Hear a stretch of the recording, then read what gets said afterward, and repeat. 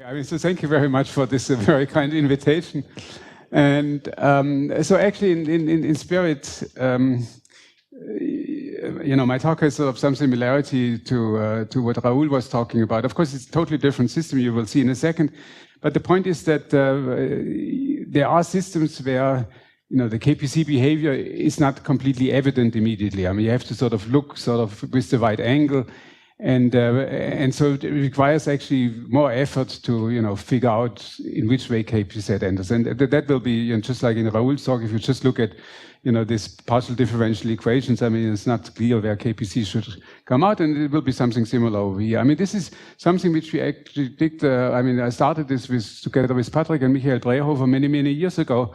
And, but somehow, you know, I mean, this direction sort of, looked I mean, didn't move very much. And so a year ago, I was sort of challenged by Philippe Colombo by, you know, whether you really have sort of the kind of universality which we always claimed. And the talk is sort of on that topic. Okay, so now let's see. Yeah, there's another thing which is sort of special about the talk, which I should start at the beginning. I put here the HXZ. We are still in the realm of integrable systems. I mean, this is something which is beta integrable. And of course, you know, last week in Tomohiro's talk, I mean, this was sort of actually, you know, the HXZ sort of, he spent quite some time on it. I mean, so it's sort of halfway. I mean, it's HXZ, but still, you know, figuring out this universality is sort of a somewhat non-trivial enterprise. Okay, and I will have very partial indications only anyhow. All right, so now let me see what I want to do. So I put here the HXZ Hamiltonian. Now I realize, you know, there are probabilists in the audience, and for this sort of it doesn't look like such an entertaining object. Never mind. I mean, you know, if you look 2 lines, there will be a probabilistic object, and then I think you're sort of back, you know, you know, can easily understand what I'm talking about. I mean, so essentially, I will talk about statistical mechanics of line ensembles, and there will be no quantum mechanics. But since it's sort of so much linked with a model which is sort of, you know, extremely well known and well studied, I mean, so I just use this as an introduction. So here you have this XXZ model. I mean, so I put here a minus sign, and so you have here these two hopping terms. I mean, the nearest neighbor hopping between lattice side J and J. It's a one-dimensional HXZ model, and then there's some interaction between spins pointing up, and the strength of the interaction is delta, and delta at that stage is sort of, you know, any real number. I mean, I put the minus sign, so if delta is very large, I mean, then, you know, the sigma C component, they really want to line up.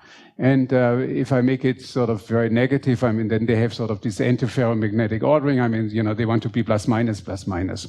Second point is that if you think about spins, I mean, it's sort of more natural to think up and down, and then you think it's more natural to think of minus and plus, but very often it's also nice to put 0, 1. And so I will switch back and forth, and I will not, you know, will not worry about factors. I just want to say that, I mean, most of the time I'm thinking 0, 1, but, you know, it's sort of, okay.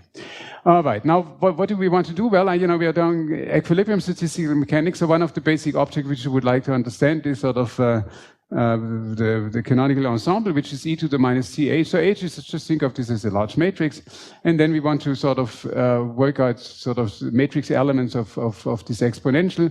Now, when you look at this, okay, so the way how I want to do it, I want to start in a, so sigma C representation, I want to start in the background of all down spins, okay? So think of very many, infinitely many, all the way going to infinity of this background of down spins. I mean, this is a particular basis which is convenient for what I'm going to do. And then I will have a few up spins. I mean, these are sort of the ones, and they are sitting at locations x1 up to xn.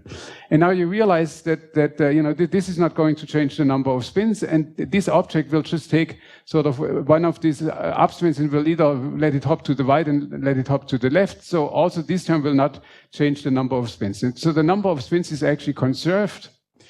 And I mean, so the sigma C is a conserved quantity, and therefore what makes sense is to look at, you know, a configuration of n upspins at distinct locations, x1 up to xn, and then I propagate this with this quantum Hamiltonian, and then I look at, you know, what is the resulting Y configuration. Okay, so that's sort of the exponential of this matrix restricted to what we call the n particle space.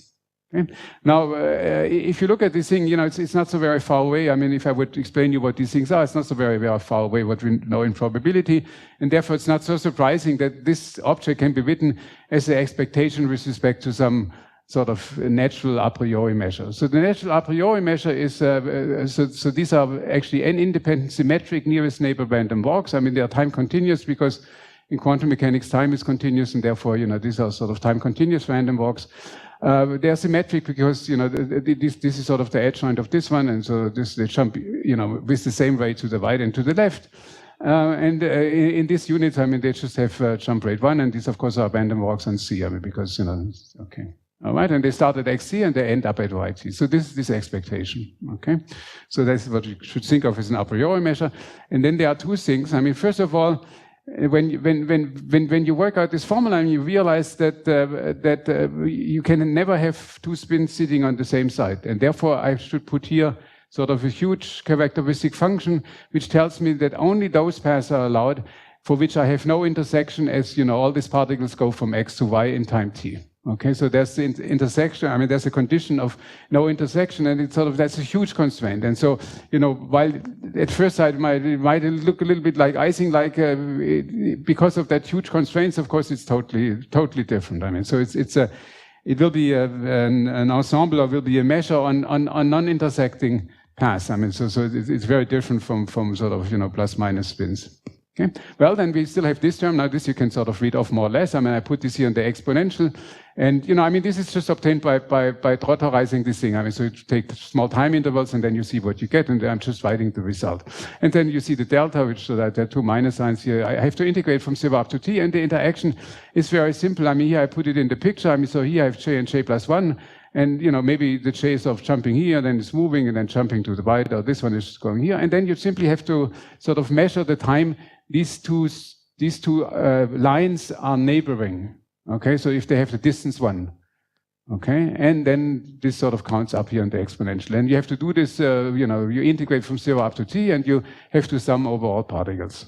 Okay, so that's now the line ensemble, which sort of, you know, represents this quantum mechanical system. Of course, you know, I didn't emphasize this, but, you know, it's a well-known fact that so it's a two-dimensional statistical mechanics systems.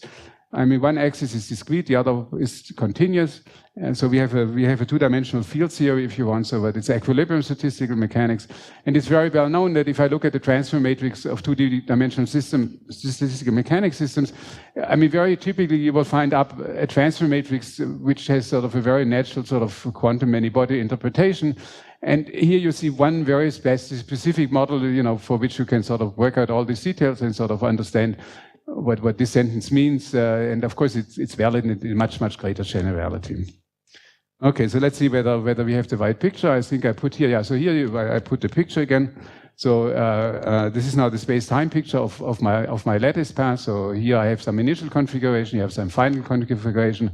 I run up to time t. I carefully avoid any kind of crossing or intersection, and then what turns out sort of to be useful is, of course, you can think about this line, but you can also think of a height function. So you think of this as a level line of a height function, and here I said, okay, I define this to be height 0, and whenever I cross the line, I mean the height goes up by 1. I can also go the other way. I mean, I will both things. Okay, and so you see what we have here is sort of like these random walks are really level lines of a height function. So what we really study is a random surface over R2.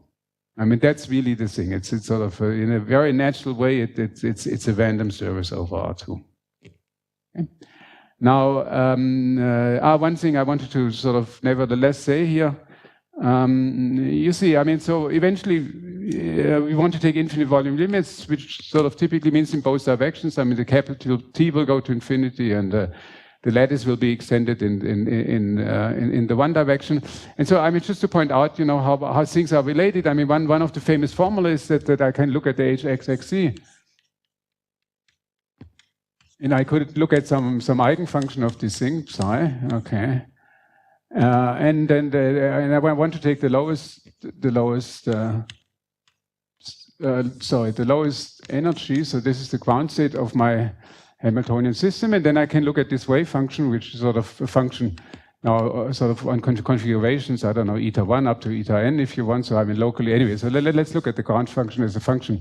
So this is sort of, you know, at the line, you know, at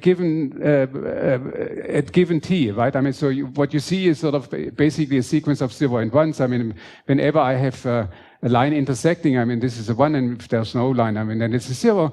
And so this is what I call eta. And then when you look at this thing here, you know, up to a normalization, this is sort of, this is the probability of, when I think of this as a stochastic process in both, you know, space-time, I mean, this is simply the probability of eta j, let's say at time t equals 0, right? So there's a dictionary how you can go from the probabilistic objects to the quantum objects and vice versa. I will not use it. I mean, I just sort of want to point out that, you know, I mean, using this Hamiltonian, you know, I mean, you know, it can be sometimes quite useful. Okay, the other thing I pointed out, non-easing, but I just want to point out one very simple consequence of this, namely that the free energy depends on boundary conditions. So if I fix some boundary conditions, so I have my height, I have some frame in which I have this height, and then, you know, it's sort of fluctuating. I mean, it's sort of physically obvious that, you know, if I do a different height, I mean, sort of, you know, these frames could be macroscopically different, I simply will get a different free energy. And so this tells you again that, you know, the usual kind of things, independence of boundary conditions, which are used from Ising models, is certainly not valid here anymore. All right, so now we have the system, and let me have a look what I want to do next. Okay. So now if you think a surface, so I have this surface, of course it has some intrinsic interaction, but then you see by the boundary condition I can tilt them. I can tilt them either this way or this way. So there are two tilts which I can do. Now how does the tilt appear in this Hamiltonian? I haven't written that yet, and so maybe I should now introduce the tilt also. So here's the tilt.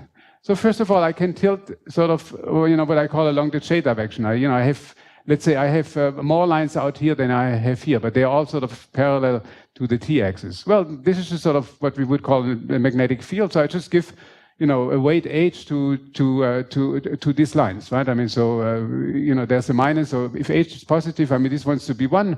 And so if I make large, I mean, then I will just see many lines which are sort of running more or less in parallel, just sort of in order to maximize this term, right? To have the highest probability, okay? But there must be another way. You see, there must be also a way. I mean, this is only one tilt, but there must be also a way how I tilt in the t direction. How do I do that? Well, also this is, I guess, sort of probabilistic, very clear. You see here, you know, these lines came from symmetric random walks. So why don't I just do exactly the same construction for asymmetric random walks? Okay. And of course, then you can tilt the line this way.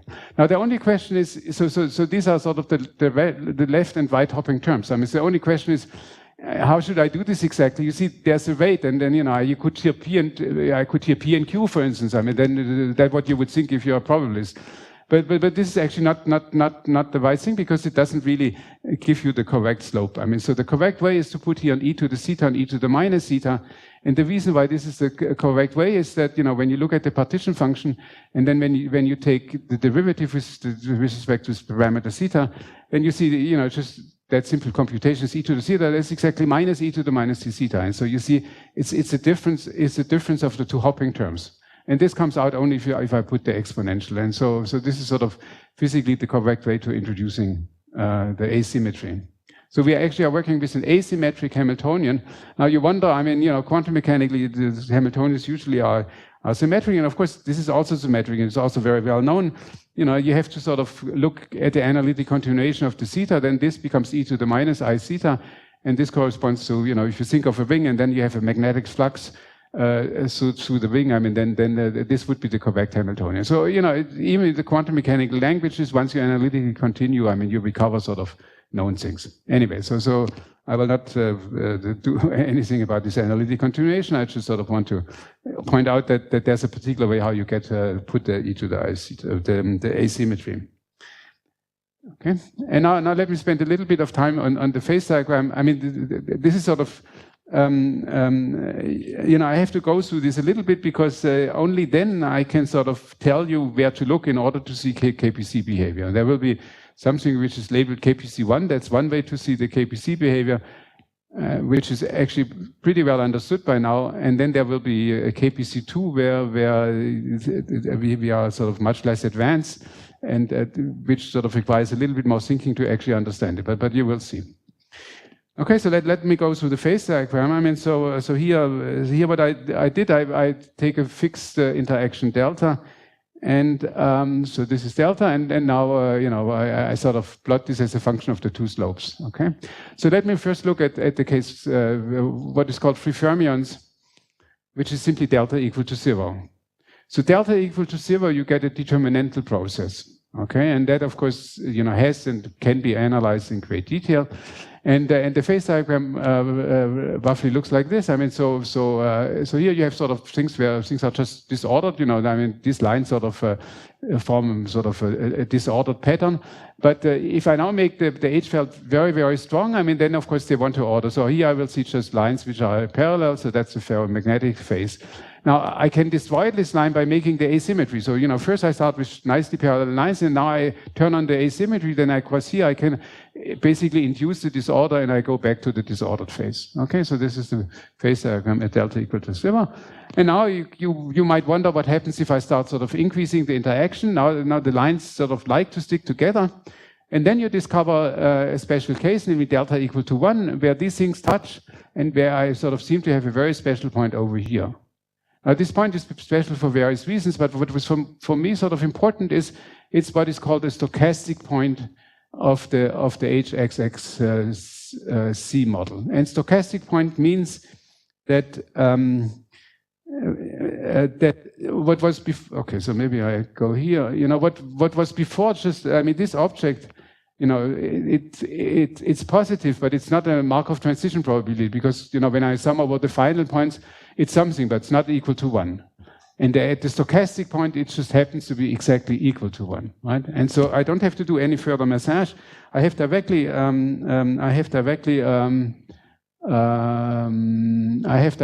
stochastic process. And of course, you know, once you look at the formula, it's very easy to realize that this is nothing else but the symmetric simple exclusion process. Exactly at which point? Of course, if I go away from that point, I mean, then, you know, you have totally other things, okay? All right, now let's do another thing. I mean, let's take delta larger than 1. Then, you know, this point sort of starts expanding, and there's a larger region where I can have sort of like everything perfectly parallel. So if you think of the surface here, I mean, you should think really like a roof. I mean, you have these two things like a roof, and they touch at the line. And then out here, you know, like in real roofs, I mean, you have sort of some smoothing thing which sort of, you know, sort of completes the whole, I mean, part of the roof, so to speak, okay? But here it's sort of, you know, perfectly tiled, okay? Now, I can look at two things. Let's see, what did I want to do? Yeah, now I can look at two things. First of all, I can look a little bit more precisely at the structure of this roof here. And I mean, this has been very well studied in the literature, sort of with different names, but it's extremely well known, and I'm not sure, but maybe I'm going to say a few words about this. But then you know, you sort of come to the point where sort of the smooth part is starting, and this point is sort of traditional in the KPZ community called the conical point, because, you know, it's a conical point if I think of this as a surface. But then you look at this conical point, and you see that it's also a stochastic point. I mean, so this is what we realized a long time ago. And therefore, if I fix my parameters exactly as point, I will see just KPZ straightforwardly. Okay. At the time, we couldn't do very much. I mean, we just showed that the spectral gap goes like n to the minus we have. That refers to this Hamiltonian. But, you know, then there are lots of other works. I don't want to go into the history, but, you know, there's one very beautiful paper by Agarwal who sort of studied this very carefully. Let me just give you one way of how KPZ enters. I mean, so this is now the stationary case. I mean, you fix the density of the lines, and you make it stationary both in space and time. And then you ask sort of the usual question. I mean, you want to look at your spin-spin correlation, or sort of your occupation correlation, you know, at lattice ij and time t. And this has a very strange, I mean, of course, once you have seen it, you get used to it, but, you know, if you come from other models in two-dimensional statistical mechanics, it has a very strange behavior. So you have a huge region where things are totally uncorrelated. I mean, it's just sort of, you know, essentially Bernoulli-like. I mean, you don't see much of a correlation at all. But then when you look at a very, very specific line, which depends on the density, I mean, let's say this along this line, then along this line, I mean, you will see a slow decay of correlations. And in fact, yeah, so you will see a slow decay of correlations. Here you can see this. It goes like t to the minus 2/3 if I along this very particular line. And it happens only in a very, very small cone. I mean, the cone itself has a width of order t to the 2/3. And then you might ask, how this correlation sort of decay. I go for a very, very long time, and out it pops, the FKPC scaling function, which we have seen already in the previous talk. Okay? So this is sort of the way how KPC theory sort of manifests itself in terms of this correlation for the XXZ model. And I believe it's correct what I'm saying, of course, one never knows exactly, but I believe that in this case, the transfer of knowledge was really from the KPC to the HHX model and not vice versa. I don't think the HXZ people actually knew about this kind of behavior. Anyway, it's not so important. It's just sort of the fact that we have some interesting information. All right, so far so good. So we have one connection, but of course, they rely on having a stochastic point, and therefore, they, in that sense, they're not very universal, right? I mean, at the moment when I sort of move away from the stochastic point, I mean, then it's not clear what really happens, right? I mean, so if you ask me what are the correlations if I'm away from the conical point, actually, I really don't know.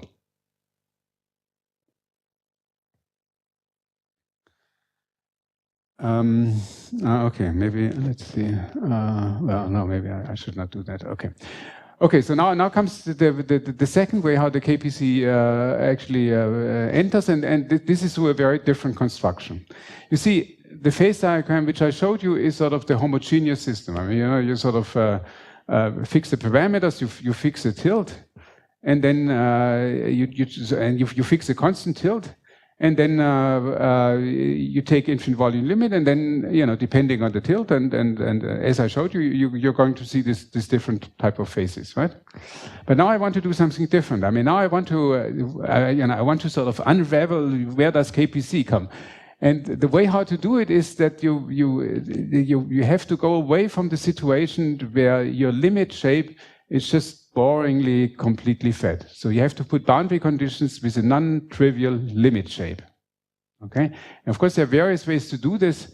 And I first tell you one which sort of seems to be sort of the simplest one, and then maybe another one which sort of, it's just another choice. But the basic philosophy is that whenever I put boundary conditions in such a way that I have a non-trivial macroscopic shape of my height function, then most likely you're going to see KPC, and I will tell you in a second, where you have to look in order to see KPC. All right, and so now let's have a look. So the first thing what you might want to do is, so here I just want to put a little bit of the physics, right? I mean, so I mean, if you think of a crystal, I mean, I said random surface, but physically it might be the surface of a crystal. And there naturally what people do is, because you have a fixed number of atoms, is that they have a volume constraint. Okay, and so if I now start from a high temperature where I get a very rounded sort of droplet, and if I lower the temperature, which if I go below what is called the waffling temperature, then suddenly you will have these facets appearing. And so now I have this random surface, and sure enough, I mean I would expect to have this kind of facets appearing, and so what I do is I sort of just might want to do such kind of a volume constraint, right? I mean, so what does the volume constraint mean? I mean, I now think of the surface, and here sort of my locations of my lines. I mean, so here sort of speak the particular points. Well, here I'm drawing not the surface actually, and you see, and when you look at the volume under the surface, it's simply j times theta j. I mean, that's the lowest level, that's the next level, that's the next level. And so this gives the total, I mean, up to some constant gives you sort of the volume under that surface. And so one way to put the volume constraint is very simple, namely you take your old sort of spatially homogeneous XXZ, and you put a linear magnetic field. When you show this to condensed matter people, they immediately sort of run away, because I mean, this is something I mean, this is not the way they think about the world. I mean, but here for this volume constraint, I mean, this is sort of the natural way to do it. Okay. And now let's have a look at this thing. I mean, you see, if I fix these things, I mean, then because the lambda is non-zero. If I go far to the right, I mean, I will see everything occupied, and if I go very far to the left, I mean, everything will be empty. So if I look at the ground state relative to the domain wall state, I mean, which is sort of one, let's say -1 to the left and +1 to the right, then I will just see a local excitation. And so this is in fact something people know how to prove. I mean, there will be a unique ground state of the system, which I call here psi lambda. And you know, you might think that there's nothing particularly interesting going on. I mean, so if I compute into psi lambda, you know, if I integrate this against the local occupation, then I will just see the density profile of let's see. I will just see the density profile. That's right. I mean, it's just like what is plotted over here. So here is everything is occupied, everything empty. And here I see sort of an interpolation of let's say the average occupation or the average spin, right? So it's like a spin cover. I mean, just an average spin. Okay, but now you have to be a little bit careful. So if I make delta larger than 1, I mean, then it's very well known that the HXXC has a spectral gap. And so if I now look at the limit where you know this volume constraint becomes smaller and smaller, eventually I will just go to this unique ground set. And in this ground set, I mean, of course, you have a domain wall. You know, things are fluctuating. I mean, you know, you have non-zero fluctuations, but that's, I mean, all the fluctuations are of order 1. So if delta is larger than 1, I mean, what you should think of is that so you see, maybe I should make a drawing. I mean, so here I have one region where everything is plus, and here I have one region where everything is minus. So this is my j-axis here, right? And now I take this limit. I mean, then of course, you know, this starts sort of fluctuating. And the result is that you know, if delta is larger than 1, I mean, then you know this size of the fluctuation at some point stabilize, and there's a well-defined finite limit. Okay, I mean, of course you still have fluctuations. In fact, these fluctuations you can actually really compute. I mean, it has interesting statistics, but it's of too much detail. So you know, you can do very explicit computations on the correlations and all kinds of things. So now comes sort of the interesting part, namely, what happens if I take delta less than 1? I don't want to take it too negative. That's the other part of the story. So let's just take delta less than 1. Okay. Well, you see, then what's happening is that this width doesn't stabilize. So you have to do a different scaling, and the different scaling which you have to do is you know, it will look like this. I mean, so you have to as you let lambda go to 0, you have to also scale the position. Okay, so it must be lambda to the -1 chase. So the lambda which appears sort of also determines the spatial scale, and on that scale you will see a non-trivial density profile, and just sort of typically looks like this. So this is what I told you already. You know, it's all 1 and all -1, and then there's some interpolating function which sort of goes from one to the other, right? And if I change my delta, then of course, you know, this interpolating function will change a little bit, but that's about it. Okay, so it will always look the same. No KPZ universality yet. However, what you should watch out is that these circles which I showed here, these circles actually, you come in with a square root singularity. And the square root singularity is the hallmark of the KPZ in this context. So whenever I'm close to this point, the conjecture is that you must see KPZ.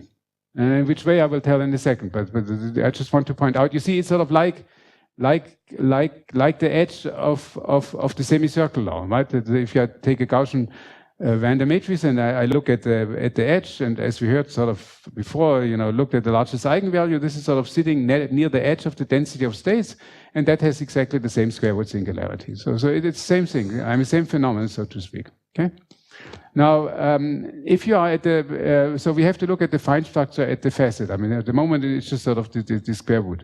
It would be nice if one could, I mean, maybe one can extract the square root out of given formulas, but even this, I mean, you know, it's maybe not as clear as you might think initially. Anyway, so I believe that, you know, at the free fermion line, a long time ago, we studied this, and I'm not sure whether maybe Patrick remembers, maybe, you know, whether we proved theorems. I mean, we looked at a somewhat more physical, slightly more complicated model which has the same features. I mean, so I'm not sure whether we actually published sort of proof on this, but it certainly can be done. Okay, so at the free fermion point.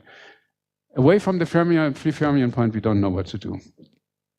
Okay, so let me sort of show this. What is the conjecture? I mean, so now I put my j-axis so that I'm really at the edge. Okay, so this is sort of somewhere here is sort of the theoretical edge, and then of course there is a last line which is sort of fluctuating.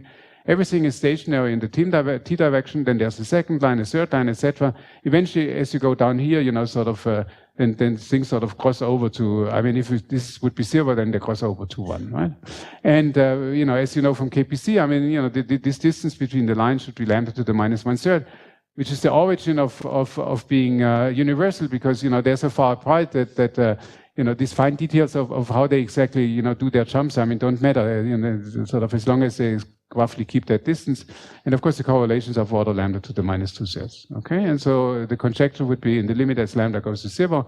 If I look at the top line, I mean, then I should go to the Ayyer-2 process as a function of t. I mean, so it's not the Ayyer point process. It's the Ayyer-2 process, the one which we had, you know, all way long already. I mean, so okay.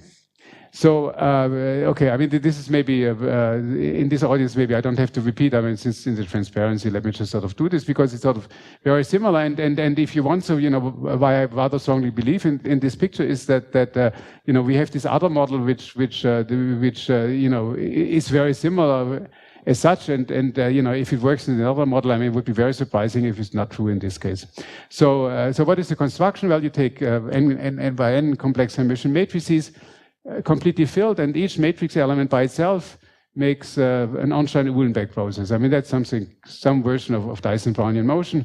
So if I write this as a matrix equation, this is a time evolution of the matrix A, which is n by n. There's an Ornstein-Uhlenbeck term, which is just like a linear friction term. I mean, there should be 1 over n here. I mean, this I've forgotten. And then there's a Brownian motion term. And then, of course, there are many ways of putting the Brownian motion, but, you know, the way I told you, you know, I mean, you want to sort of maintain unitary invariance of the ensemble, and the Brownian motion which you have to put is constructed in such a way that you know, this object under unitary transformation doesn't change in probability. So if I take one realization thing and then I do the U star U, I will get the same distribution. Okay. Okay. Anyway, so you should just think that yeah, I have this Gaussian, Gaussian. I have this n by n matrix, and each matrix element is doing this Ornstein-Uhlenbeck process essentially independently. Well, independently, let's say up to the fact that it must be a Hermitian matrix. And then, of course, I can look at the eigenvalues. So here the eigenvalues ordered lambda 1 to n. And if I look at the largest eigenvalue, and then if I do the usual rescaling and I have subtracted over the linear term, then I go to the area. And now you see this thing sort of course, it's not exactly the same thing, but you know, it has sort of a similar flavor. If you sort of look more carefully, you know, at these lines, I mean, then you see that they have exactly the same characteristics, and they have this distance, and lambda is sort of something like 1 over n. Anyway, I mean, so you know, this is a good probabilistic model for this to happen, but of course, proving that's another story. Yeah.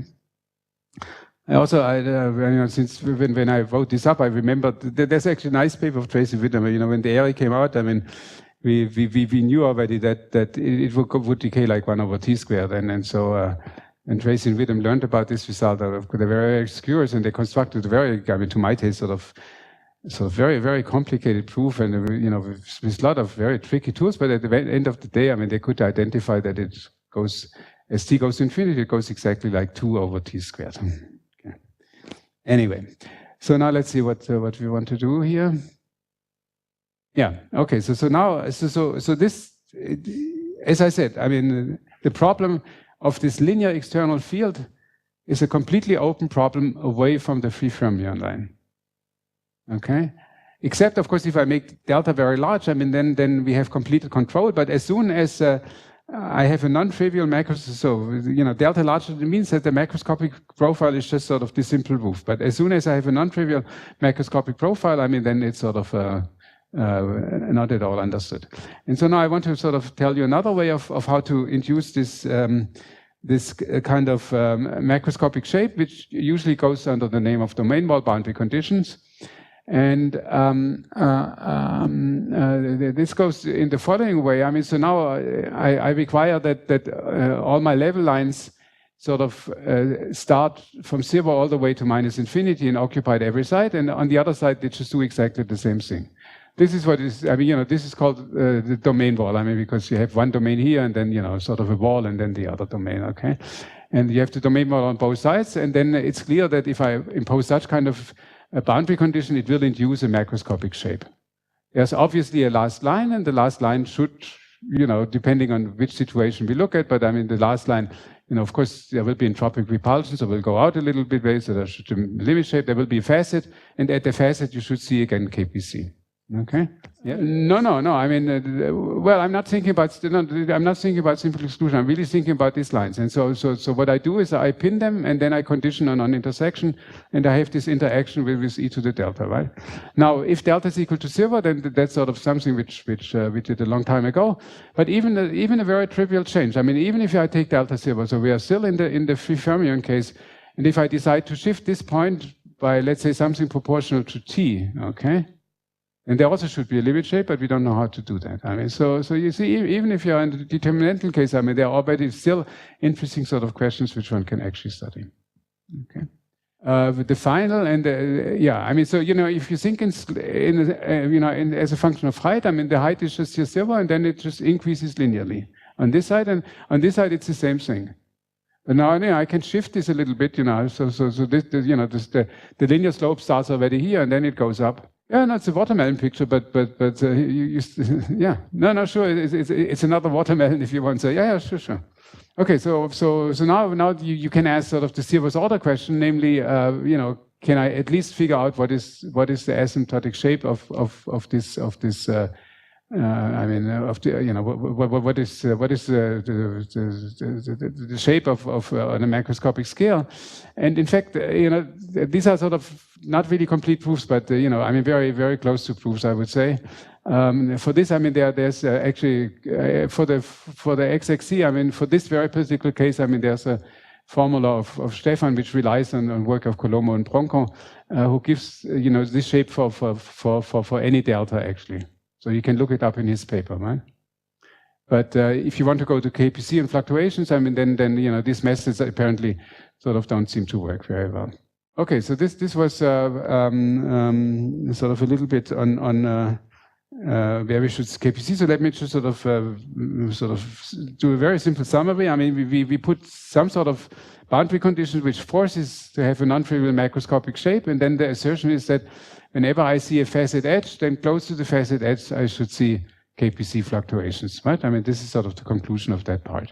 Okay, now there was this I guess it was more winter school in Firenze. I mean, and so I met Philip Colombo, and you know, I mean, he said, no, all this universality, I mean, he doesn't really believe, and maybe it's not really true, and you know, the few simulations which I've seen are not very convincing. And so at that stage, I thought, okay, I mean, if that's so, I mean, then maybe we should do a little bit better. And so now I'm reporting sort of recent work with Michael Brehofer, and since we don't know how to do any analytic sort of analysis, I mean, we sort of resorted to Monte Carlo simulations. Okay. Now we didn't do the XXZ model because you know, numerically it's not so convenient. Rather, we took sort of a discrete version of HXXZ, which you can see over here. So this is the famous 6-vertex model. You have 6 different tiles, I mean, with these weights. And you're supposed, whatever your domain is, you're supposed to tile with these objects under the constraint that the lines should never end. I mean, of course, they can end at the boundary, but never in the interior, right? I mean, so this is the 6-vertex model. And then, I mean, just so you understand, I want to show you the phase diagram here of the 6-vertex model. So I put this weights A, B, C, and then there's, of course, the tilt, which I leave out here in this picture. And here you can see the phase diagram. This is the bulk phase diagram at the symmetric point. So you have only 2 parameters. And this is the free fermion line, I mean, you know, which you understand well. And the point at which we did the simulation is at this point. This delta 1/2, I mean, this is called the ice point. And the reason why it's the ice point is that, you know, when you sort of look at this formula, you see that every configuration is equally likely. And that the ice point is also the point of alternating sign matrices. there's a sort of funny mapping between the two, and so we also very often just call it ASM. But anyway, so it's the ice point. Okay. Now you say, okay, Monte Carlo is easy. I mean, why do you care? Well, I mean, the point is it's not easy. So when I talked to Coloma, I mean, he said that he has only. So let me first maybe show you what you do. I mean, then I come to the stories. Let's see. Yeah, okay. So here I just want to show you one typical configuration. So this is now one particular tiling. And the domain-wide boundary conditions now look a little bit different. I mean, so maybe I didn't say this. You see the HXXZ is the limit of the six-vertex model where you run right into this point here. And you see the whole phase diagram as I go, depending on how I enter, I can see the whole phase diagram of the six-vertex model. And so, so this is now one, and so it's tilted a little bit. I mean, the HXXZ is actually is sort of the diagonal transfer matrix. But anyway, so the domain-wide boundary conditions is that along this line, I sort of prescribed that there are lines all the way to infinity, and here it's sort of completely empty, right? I mean, and then under this boundary condition, just tiles. So I don't care. I mean, of course, the line has to end somewhere over here, but I don't care exactly where, right? And then you see what I mean, of course there are other facets hidden, but they're not so easy to see. So this facet is seen most easily. Here's no further line. This is the last line, and this last line should look like an Ayyer process. And of course, numerically, the Ayyer process is basically impossible, but you can try to sort of go along, try to check Tracy-Witten, and this is what we did. Now, why is this a difficult simulation? Well, you see, the point is that. So what do you do? I mean, you start with some reasonable condition, then you run Monte Carlo until you are in the steady state, right? Once you're in the steady state, I mean, then you have one sample, and then you have sort of one height function. I mean, one realization of your edge, and then you just repeat many times. Okay. Now the trouble is that all these systems are critical in the sense that when you look at the speckle gap of your I mean, you have long range correlation, and it looks like a Gaussian free field in this inside, and so therefore, because of the constraint, I mean, the time, I mean, the Monte Carlo simulation is actually quite slow, and so when I met Philip, I mean, he just data from basically 1,000 of these realizations, right? And that's of course very little, and it's not so surprising that if you just try to analyze 1,000, samples, I mean, that you might take the wrong conclusions, right? Okay. Anyway, so we did sizes up to 2,000. Okay, and I will show you. And I mean, these are very long ones. I mean, we do this at our sort of where we have the computer center right by, and I mean, you run this over months in order to get sufficiently many samples. Of course, for small system you get more, and then for large system less.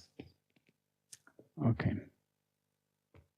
So now this is one thing which I always like, and those people have heard. I excuse myself, but the other point is that if you really want to analyze this data, you have to so correctly use the KPZ scaling theory. Otherwise, you might see things which are sort of a little bit unreliable. And so here I've written down the formula, which we had also in Raoul's talk. I mean, so here it is. And you see there are these non-universal numbers here. I mean, this the prefactor of the n, and also what I call here gamma, the prefactor of the one, of the n to the 1/3. Okay. So here's the Tracy-Witten. So this is what we believe as the asymptotic thing. But in order to we don't have, of course, if I had an arbitrary large system, I mean, then maybe we couldn't care. But we do have a fairly small system, and therefore it's very important that we first identify these non-universal things. Once you identify it, then there's no free parameter anymore. So it's a very, very rigid test, actually. Okay. Now, the question is, I mean, do we know these parameters? Okay. Well, the answer is, first answer is yes, to some extent. Colombo and Bronco tell us what is this function v of x. I mean, they give us the shape function here, right? Sorry. So, no, I sort of yeah. So they give us. Maybe I'm here not totally correct with what I'm saying. Anyway, so So so they give us the shape function, and from the shape function, this sort of poorly written. So what Colombo tells us is the macroscopic shape. From the macroscopic shape, you can get this prefactor, because sort of, you know, it's a solution of anyway. So you have to solve the differential equation, and then you can see that the self-similar growth process, and then you see that from the macroscopic shape you can deduce what is the v of x. Now we whittled for a long time about the gamma of x. Now the gamma of x is sort of something which is related to you know, you look at the two-point function and you look at you know, I mean, two point in space, and then you look at the behavior for small distances, and there it should be linear because locally it looks like a Gaussian. Okay, so we were whittled of how to do that. Now the point is the following: I mean, realize that you know, think of this line picture. You know, this linear piece which you see is actually comes only it comes only when you see at the top line. Between two points, you know, where it touches the line below. And these 2 points are typically very far apart. And so if you would know the precise law of the top line isolated, then from this you could deduce what is the gamma. And in our case, in fact, worked. I mean, you can work out an explicit formula, and therefore we have a parameter-free numerical fit, right? I mean, so we have the delta is 1/2 already, and you know, here you have a formula for the gamma, and anyway. So the point is that for that very particular model, I mean, because of sort of simple structure, I mean, you can actually compute these non-universal coefficients, okay? And so we can do a parameter-free fit. Now we compare this with delta equal to 0. Now delta equal to 0 has the advantage that there's a closed evolution equation for the height. I mean, so the height, maybe I didn't explain this so well before. You see that, I mean, we take a coordinate system where the origin is over here, and then we do diagonal, and we call this the height. I mean, so it looks like you know, like in the TASEP basically, right? I mean, so this is what I mean by the height. And if you're at the free fermion point, there's a closed evolution equation for the height. This, of course, you know, Bob and other, I mean, this was realized a long time ago. So you can run a simple Monte Carlo simulation in order to do the free fermion point. But once you're away from the free fermion point, I mean, there's nothing else to do. I mean, you just have to simulate the full big tiling configuration. Okay, so I think I'm basically done. I just want to show you this simulation. So this is now for the ATSEC. So this is the free fermion case, right? And so you see that I mean, just so here we go to 8,000, and this is sort of the theoretical tracy rhythm, and you know, maybe it's not yet plotted in the nicest way, but you know, you should look at the latest time, and they sort of follow this curve pretty well, you know, up to anyway. So this is roughly the kind of precision. Of course, if one could maybe make it even more precise, but it's already very precise. I mean, so this is a logarithm of the tracy rhythm distribution. Okay, and now we do it at the ice point, and you see that things are a little bit poor, but not so much. I mean, so first of all, here, you know, there's a somewhat, you know, the scale is a little bit less here. You see, we cannot go only up to 2048. There's no free parameter, and so you see that the tracy rhythm distribution sort of comes out very neatly. I mean, up to sort of numerical things, which, you know, I mean, to suppress noise, I mean, we would have to, you know, do even more simulations. And I mean, it was sort of, you know, it was a proof of principle. I mean, we want to make sure that at one non-trivial point, which is sort of numerically sort of the most accessible one can actually sort of confirm tracy rhythm, and it looks sort of pretty good.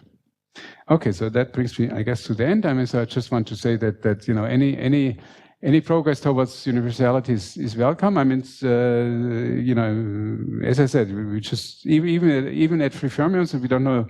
You know, we can ask questions where we don't know the answer yet, and you can think of other things. I just want to state another problem which goes exactly in the same direction, and at least to my knowledge, I mean, it hasn't been done.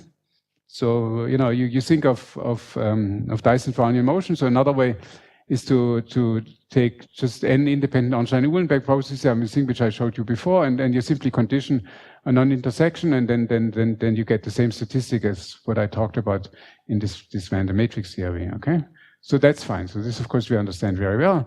But now, just do some really simple modification. I mean, just condition.